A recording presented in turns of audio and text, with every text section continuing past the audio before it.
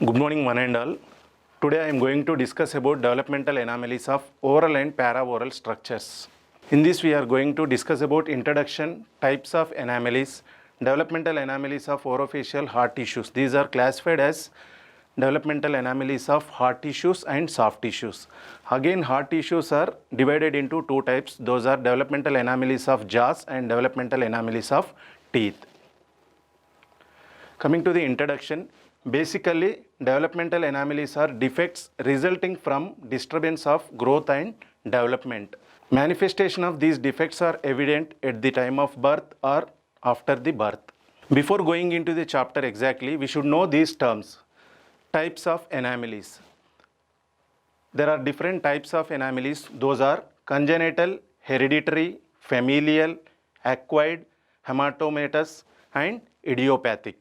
Congenital developmental anomalies are defects which are present at birth or before birth during the intrauterine life as a result of either hereditary or environmental influences. Example is cleft lip and cleft palate. Here we can see the picture. Hereditary developmental anomalies are defects are genetically transmitted from the parents to offspring where we can identify exact genetic location. Example is Down syndrome. Here we can see trisomy 21. Next is familial developmental anomalies. These are defects are transmitted from the parents to the offspring where we can't identify the genetic location. Example is diabetes. Next, acquired developmental anomalies are defects developed during intrauterine life due to some pathological environmental condition. It can be prenatal or neonatal or postnatal. Examples are congenital syphilis and due to fluorides we can see enamel hypoplasia. Here we can see the notched incisors and mulberry molars. These we can see in the congenital syphilis, and down picture we can see enamel hypoplasia due to fluorosis. Next is hematomatous developmental anomalies. These are the defect occurring due to the hematomatous change in the tissues. Here we can see the hematoma, choristoma and teratoma. These terms are important. Hematoma means excessive focal proliferation of normal tissues which are native to that particular location. In that location only you can see the excessive focal proliferation, abnormal proliferation we can say. Example is odontome. We can see these pictures.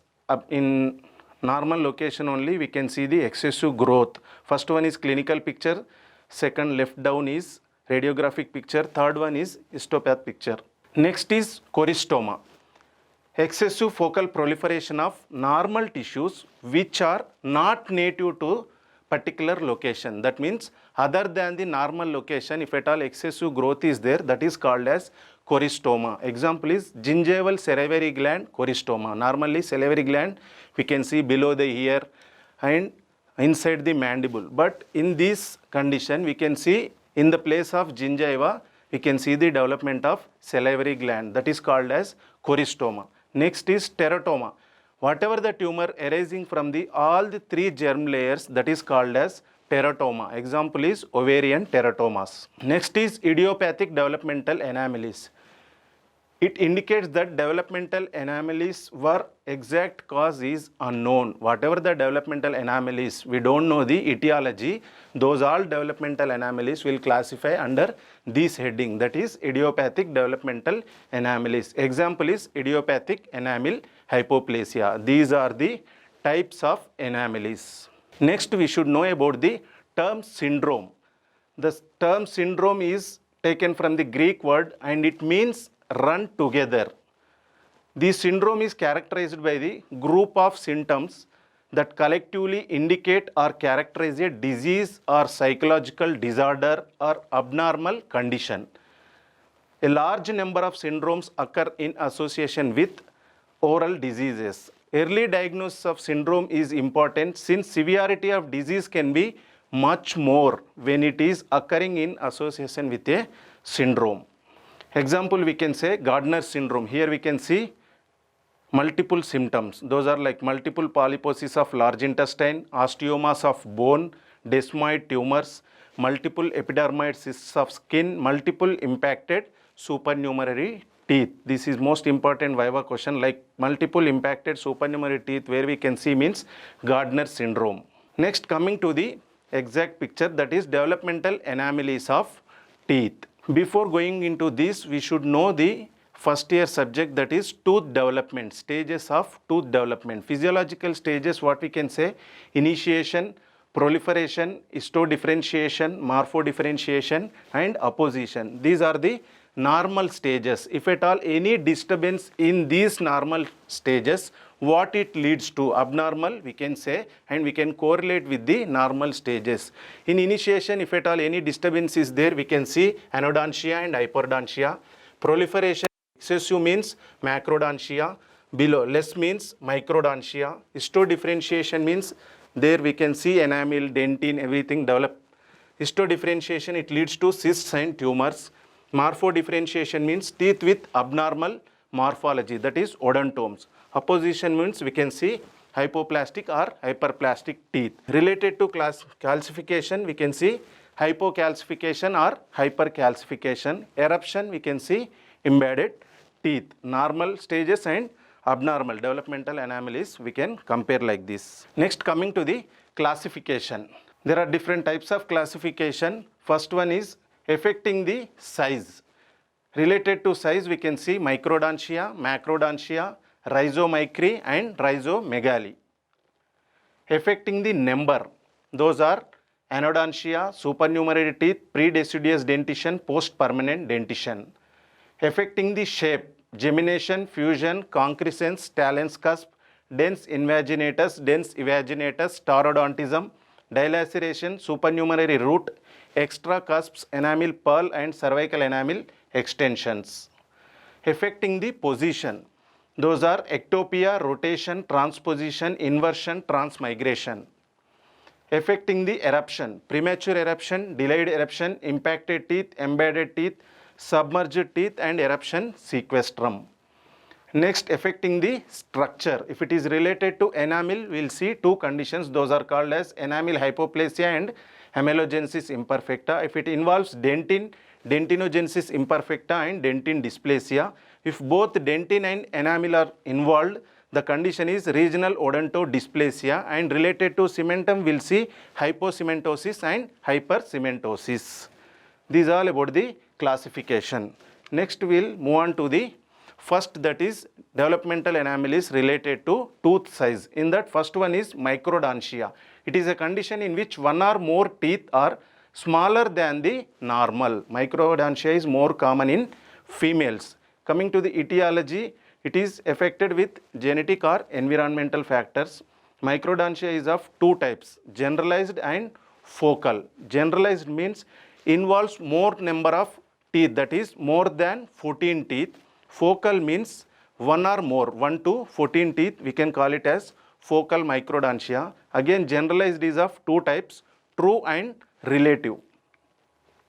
True generalized microdontia means all the teeth in both arches well formed but uniformly smaller than normal. The size is smaller when we compare with the normal teeth. Most commonly we will see these microdontia in pituitary dwarfism, Down syndrome, congenital heart disease. Relative generalized microdontia, we should concentrate here. Here the tooth size is normal, but the jaw size is large. When we compare with the large normal jaw size, here jaw size is large. Because of the large jaw size, the tooth look like smaller. Only we are comparing with the jaw. That is the reason we are calling relative generalized microdontia. It is hereditary condition. Because of this large jaw size, normal teeth, we can see spacing in between the teeth. See, this is what true generalized microdontia. Small teeth we can see, because of that small teeth, spacing. This is relative generalized microdontia. Because of the large jaw size, teeth look like smaller, but teeth are normal anatomy only, but because of the larger jaw size, we can see spacing. Next is focal microdontia. Here one or more teeth are smaller than the normal, more common than generalized microdontia. Frequently involved teeth are maxillary laterals and maxillary third molars. Examples more commonly we can see is peg laterals. In this picture you can observe in between central and canine we can see the conical shape lateral incisor. Next is macrodontia. Synonyms are megadontia and megalodontia. It is a condition in which one or more teeth are larger than the normal. Whereas microdontia is most common in females. Here it is most common in males. Teeth are known as megadont or macrodont. As like microdontia, here also generalized and localized or focal macrodontia. Generalized is again true and relative. In this picture we can see, we can compare with the adjacent teeth. Here we can see the large size teeth. True is all the teeth in both arches are well formed and uniformly larger than the normal. It is associated with pituitary gigantism. Relative generalized macrodontia. Here also teeth size is smaller, but teeth size is normal, but jaw size is less. Because of the smaller jaw size, tooth look like bigger. Because of the small jaw size, here we can see crowding. It won't accommodate properly in the jaw. We'll see the crowding. Localized is one or more teeth are larger than normal. Should not be confused with fusion. Why? Because fusion means when we see two teeth fuse and form one teeth, it is bigger in shape. Here also in macrodontia, we'll see the bigger teeth. If at all when you are getting confused with fusion and macrodontia, we'll go for the counting of the teeth in the oral cavity. By that we can differentiate fusion and macrodontia. Most commonly it is associated with facial hemihypertrophy. These are the macrodontic pictures localized. Next is rhizomicre.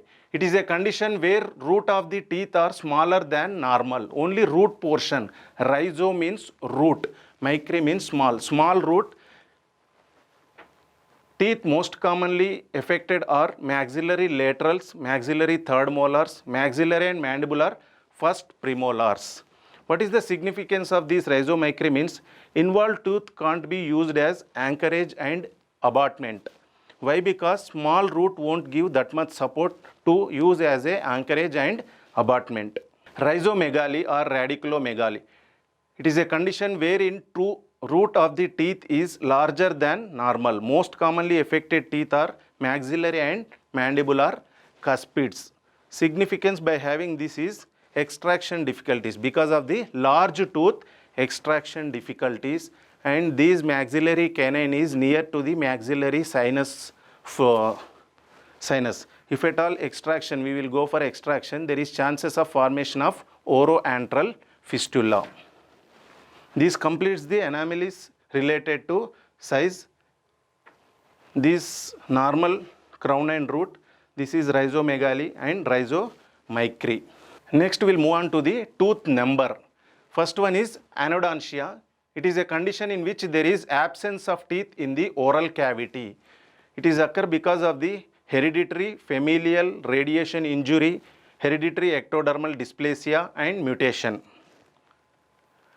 We can see different types of anodontia, pseudo, true and false anodontia. True anodontia is of two types, total and partial partial is again hypo and oligo. Pseudo anodontia. It is a condition in which teeth are absent within the jaw bones but are not erupted. Tooth are present in the bone but not erupted into the oral cavity. Examples are impacted tooth and embedded tooth. False anodontia. It is a condition in which the teeth are missing in the oral cavity due to extraction, due to some pathological condition. If we go for the extraction of tooth, that is called as false anodontia. Next is true. It is a condition which occurs due to failure of the development of tooth in the jaw bones. It can be total or partial. Complete or total anodontia. Congenital absence of all teeth, extremely rare condition. Partial anodontia is congenital absence of one or more teeth, commonly seen in third molars, maxillary lateral incisors and the second molars. Hypodontia, here congenital absence of one or more teeth but less than 6. Oligodontia means congenital absence of more than 6 teeth. Less than 6 teeth means hypodontia, more than 6 teeth means oligodontia. In this condition, we can see anodontia. Those are hereditary ectodermal dysplasia, Ehlers-Danlos syndrome, Rager syndrome, Down syndrome, Book syndrome. Next is supernumerary teeth. Presence of tooth in excess of normal number in the dental arch. Most commonly we can see in males. Here also same thing. Supernumerary teeth in males, whereas anodontia is females more commonly affected. Etiology is formation of accessory tooth bud or splitting of the regular tooth bud into two, hereditary or hyperactivity of dental lamina. Based on the location, these supernumerary teeth are classified into mesiodens, distomolar or distodens, and paramolar. First one is mesiodens. This is the most common type of supernumerary teeth. It is located between upper maxillary central incisors. It is small, conical in shape. Sometimes it may be erupted or impacted or inverted also. See here in this picture, we can see in between two central incisor conical shaped mesiodens. Next is distomolar or distodens. It is small rudimentary teeth located distal to the third molars of the dental arch. Paramolar it is also small rudimentary teeth located on buccal or lingual aspect of the normal molars, occurs most commonly in maxilla. In this picture we can see adjacent to the lateral incisor, one more lateral incisor. Here distal to the third molar we can see small rudimentary teeth, that is distomolar. In this radiograph also maxillary you can observe after first, second and third molar small rudimentary teeth. This is one more is adjacent to the premolars. In the radiograph we can see adjacent to premolars one more teeth is erupting, that is parapremolar. What is the significance of this? By having these supernumerary teeth, we may see crowding, malocclusion or aesthetic problems. It may lead to increased incidence of dental caries and periodontal problems. Dentigerous cyst may also develop if at all impacted supernumerary teeth is there in the oral cavity. Overall, the treatment for these supernumerary teeth is extraction. In these conditions, most commonly we will see supernumerary teeth. Those are cleidocranial dysplasia, Appert syndrome, Gardner syndrome, Ehlers-Danlos syndrome, Down syndrome, cleft lip and cleft palate. Next is predeciduous dentition. Basically, predeciduous dentition means the first tooth erupt into the oral cavity in deciduous is at the age of 6 months. After birth or before the 6th month, if we can able to see any tooth-like structure or tooth in the oral cavity, those all will come under predeciduous dentition. Before they thought that these are like tooth structures only, except natal and neonatal teeth. Other whatever tooth-like structure we can able to see in the oral cavity, those are nowadays they are calling as keratin structures. Those are basically keratin structures. Next is post-permanent dentition. Post-permanent dentition means in permanent dentition, third molar teeth is the last tooth to erupt into the oral cavity. That is maxillary or mandibular third molar. That is around 8 to 25 years of age. After 25 years of age in the later life, if at all any tooth erupting into the oral cavity, that is called as post-permanent dentition. And nowadays they are telling that it is regarded as the delayed eruption of embedded or impacted permanent teeth, or it can be eruption of multiple supernumerary erupted teeth. It completes the developmental anomalies related to teeth size and shape. Next we will continue with the next. Thank you.